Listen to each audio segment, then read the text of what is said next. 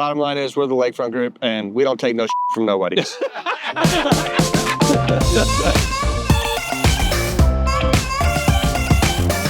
Hi, Hunter Crone, Hagen Cole, Frank Baker with the Lakefront Group. We're here for Malibu Boat Talk. Yes, normally dock talk, but we're out on Lake Dunlap. And I wanted to bring up a topic, might be sore for these guys, of what's the biggest issue you run into in selling waterfront property? Septic tanks. Got to be septic tanks. Good. You want to start? I could go on and on about this one, but yeah, septic systems are super common in this area. We don't have a lot of these lakes that enter into city limits, so you don't have public sewer systems. But yeah, I've seen it all. I mean, I've seen tanks buried 8 feet below. I've seen houses with no septic tanks at all that just have drain lines. I mean, the stories could go on and on and on, but as a buyer, something you should definitely pay attention to. Well, and I realize a lot of people come from the city that buy out here, and they're familiar with sewer systems and not necessarily septic systems. And septic systems aren't bad. It's just as long as you maintain them, take care of them, and know where they are. I mean, don't build your house on top of them when you do an addition.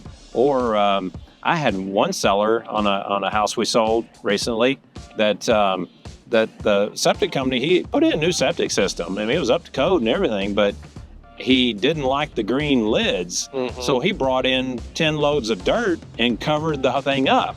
Well, he keeps the house 10 or 15 years, and then we go to try to sell it, and we can't find the septic tank. And he thinks he knows where it is, but we got plumbers out there. We got all kind of folks coming, and we could not find the septic tank. And he's like, well, why would I ever need to uncover it? And you got to maintain these things. I had one house and we couldn't find the septic, and we finally got a company that flushed this little transponder down and it goes to the septic, and they walk around the yard with a little wand, and it's supposed to go dee dee dee dee dee whenever it finds the septic. And he walked around the entire grass, and I was with him. I was like, all right, what's going on? He's like, oh, I hate it when this happens. And I go, what? And he opens the front door and walks in the middle of the living room, and it goes, oh no. Hey, but we made it work, and that a lot of times in certain situations, full replacement is required. A lot of times it's an argument about who's going to pump it, because to be honest with you, a lot of buyers don't want to deal with the seller's crap. Yeah, unintended. Literally. Well, and I say that to sellers: when you leave, take your crap with you. That's kind of what we say. But a fresh start. But don't let septic tanks scare you. I mean, they're nothing. But they're just like an air conditioner or something. You need to maintain it. Don't wait for sewage to back up in your house before you go pump your septic system. Put a little calendar reminder in your phone to make it a preventative deal. Then have to come in after the fact and clean up a giant mess. But on that, just not to scare people or whatnot, how often are you seeing complete replacements of septic? Maybe one transaction a year, and I sell about 40, 45 homes a year. So yeah, so you have one or two. So we do 100 to 110, 2%, 120 homes a year. More often than not, it's just a matter of finding it. Sometimes there can be cracks because of roots.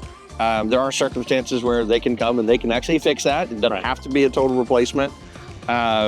Location is the other biggest thing, right? So you've got to pay a plumber to come out, flush the transponder, find where it is. It's down 8 feet. Now we have to put risers on it so that it's accessible for the next owner. Right. So those are the kinds of things that we run into more often than, hey, the system needs to be completely redone. And one of the things I like that you do, Hagen, is you put yourself in your buyer's shoes, and as if you were the one buying the property. Yeah, there are a lot of things that sellers aren't going to negotiate with you on, but if there's something that they should, it's major system deficiencies. Those are critical words that I always give to a buyer. And if you can't flush your toilet, that's a problem. So, and the new septic system could be 20, 25. Exactly. Yeah, we're trying to avoid those catastrophic expenses within your first year or two of ownership is really what you're trying to do in the inspection process. So, making sure your septic is evaluated and you get a clean bill of health there, and you know where it is. That's important, and usually sellers are willing to help you with that. Yeah.